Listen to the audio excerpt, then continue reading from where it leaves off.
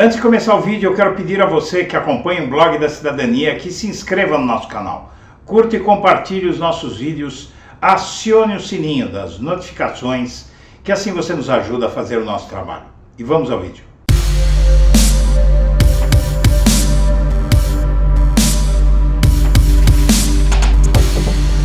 Bom dia, senhoras e senhores. Hoje é 14 de julho de 2023, são 8 horas da manhã.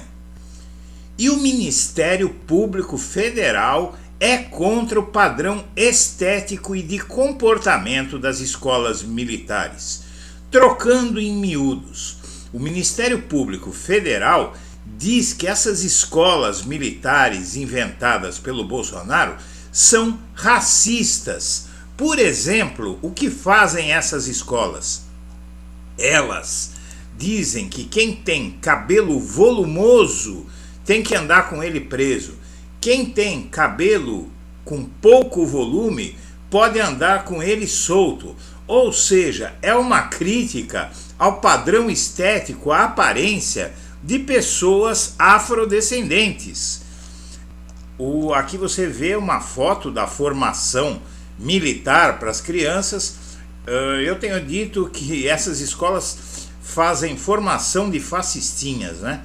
O Ministério Público Federal ajuizou a ação para proibir colégios militares e cívico-militares de impor regras sobre aparência e comportamento dos estudantes com base em preceitos militares que não tenham influência na qualidade do ensino, como as que determinam como devem ser tratados cabelos, unhas, maquiagem, tatuagem ou forma de se vestir. O órgão reivindica ainda que esses colégios sejam proibidos de punir alunos com justificativa da aparência. Os colégios militares determinam, por exemplo, que cabelos volumosos serão usados curtos ou presos, enquanto cabelos curtos podem ser soltos, o que representa, segundo o MPF, racismo institucional com as pessoas pretas e pardas de cabelos crespos e cacheados. A ação ressalta que a valorização do cabelo afro é uma expressão de luta e faz parte da redefinição da identidade negra. A ação foi proposta à Justiça Federal do Acre e poderá ter efeito nacional. O Ministério Público considera que a imposição de regras estéticas atinge diretamente grupos minoritários e pode ser considerada discriminação. O procurador da República, Lucas Costa Almeida Dias, diz que essas normas revelam uma visão de mundo limitada da realidade, absolutamente incompatível com a virada paradigmática produzida pela Constituição Federal de 1988, e especialmente sem nenhuma vantagem comprovada na experiência de aprendizado. Para ele, a extinção do programa federal não repercute na ação do MPF porque o objeto da petição é mais amplo, engloba escolas militares, estaduais e federais e pretende suspender de imediato a metodologia castrense que atinge a privacidade e a intimidade dos alunos. Exclusivo do portal Metrópolis. Dona Michele era muito difícil e não gostava de mim, diz Cid. As inconfidências e o desabafo do ex-faz-tudo de Bolsonaro sobre questões do clã relacionadas a dinheiro. Ele começa a cantar, viu, minha gente? Depois da oitiva na Câmara, na CPI do golpe, não é? CPI do 8 de janeiro, ele começa a cantar porque ele viu que a situação dele está ficando cada vez pior e a cana pode ser longa. O tenente-coronel Mauro Cid optou por não responder às perguntas dos deputados e senadores na CPI, mas nos últimos tempos, em conversas reservadas, teve acesso por meio de interlocutores em comum. A coluna teve acesso por meio de interlocutores em comum sobre as falas bastante eloquentes do Mauro Cid ao falar dos bastidores dos palácios do Planalto e da Alvorada sobre Bolsonaro. Nessas conversas, ele contou que ficava no meio do fogo cruzado entre Bolsonaro e a mulher quando o assunto era pagamento das contas da família em dinheiro vivo na boca do caixa. O oficial do Exército diz, por exemplo, que Michele era uma pessoa de difícil trato no dia a dia e que não ia com a cara dele. Dona Michele era muito difícil e não gostava de mim, diz ele. A principal razão da diferença entre os dois tinha como pano de fundo exatamente as questões relacionadas a dinheiro, segundo o militar.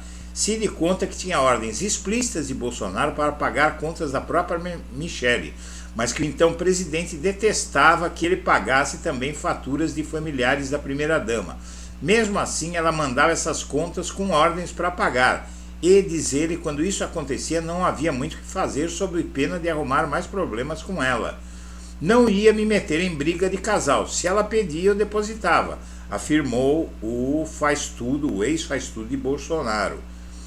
Ele afirma que depois de feitos os pagamentos tinha que apresentar as faturas para Bolsonaro e quando isso acontecia lhe restava matar a responsabilidade no peito, sob o argumento de que não podia deixar de atender os pedidos de Michele que chegavam por assessores dela.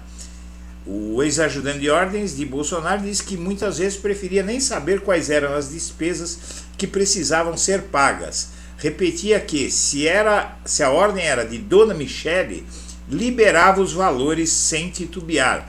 E assim foram feitos os pagamentos. Então, ou seja, o Mauro Cid já começou a delatar Bolsonaro.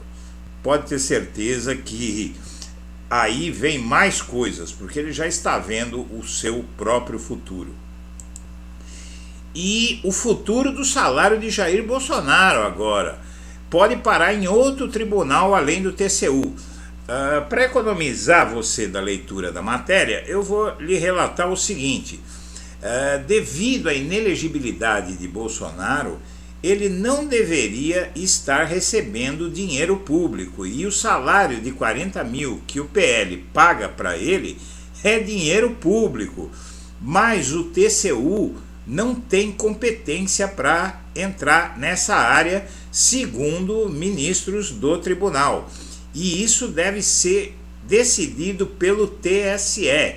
Então o TCU vai devolver a bola para o TSE, que alguma coisa me diz aqui que não vai hesitar em tirar 40 mil reais por mês de Bolsonaro, não é? Cerca de 500 mil reais por ano.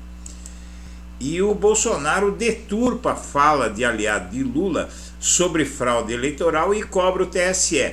Bolsonaro voltou a atacar o sistema eleitoral usando uma fala do ex-ministro de Dilma Rousseff, Renato Janine Ribeiro, então ministro da Educação, que questionou as urnas eleitorais num pronunciamento público, mas ele deturpou a fala do ex-ministro de Dilma. E o que interessa é o seguinte: ele continua atacando o sistema eleitoral por vias transversas. A coisa não vai ficar muito boa para ele se isso não parar. E o partido de Bolsonaro avança na negociação de cargos no governo Lula. Veja, a cada segundo que passa, mais aliados e eleitores de Bolsonaro vão pulando fora. É uma tendência inexorável, a qual devemos comemorar. E a Câmara marca sessão solene, sabe do quê? De homenagem ao Olavo de Carvalho. Evento acontecerá em setembro no auditório Ulisses Guimarães. O pornofilósofo bolsonarista, não é? Que falava mais palavrões quando abria a boca do que qualquer outra coisa, vai ser homenageado na Câmara pela sua imbecilidade e por tudo de ruim que ele semeou nesse país. No Instagram, Bolsonaro termina o semestre no vermelho, enquanto Lula cresce pouco, entre aspas, porque cresceu mais de 300 mil seguidores. E o Bolsonaro, pouco a pouco, vai caindo nas redes. E essa é realmente uma ótima notícia para todos nós, uma ótima notícia para a democracia brasileira. E o TRF4 consagrou estado de exceção na justiça, disse Zanin em livro. O Zanin detonou o TRF4 nesse livro e acusa o tribunal de ter blindado Moro de uma queixa que ele fez sobre abusos do então titular da 13ª Vara Federal de Curitiba. E o assassino de Marielle é condenado em segunda instância por tráfico internacional de armas, de acessórios de armas. Mulher do ex-PM é absolvida por isso, mas o que importa é o seguinte: a morte de Marielle, segundo o ministro da Justiça Flávio Dino, está para ser desvendada. E a resposta do chefe do Estado-Maior do Exército a Flávio Dino sobre o 8 de janeiro, quando o Dino disse que o Exército não participou da tentativa de golpe, mas torcia para dar certo, e esse sujeito aí, que é o chefe do Estado-Maior do Exército, nega. Senhoras e senhores, nós agradecemos a atenção e estaremos de volta ao meio-dia. Um abraço para todo mundo.